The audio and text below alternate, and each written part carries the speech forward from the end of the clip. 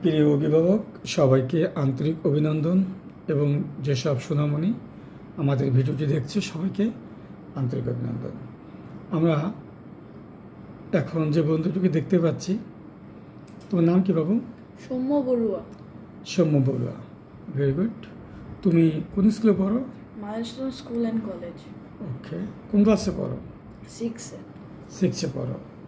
ওকে, তো তুমি তো আমাদের এই 3 ফিঙ্গার্সে হ্যান্ডরাইটিং শিখতেছো অনেকদিন যাবৎ, তো আমাদের এই প্রতিষ্ঠানে তোমার এসে কেমন লাগছে?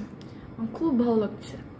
ওকে, আমাদের সম্পর্কে তুমি দু একটি কথা বলো, আমাদের যেসব সেবা নিচ্ছে সে বিষয়ে।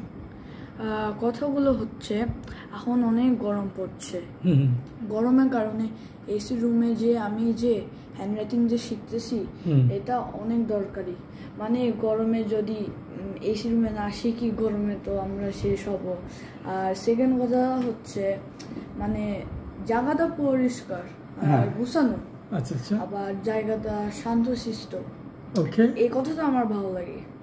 Thank you. এগুলোই আমি বলছি।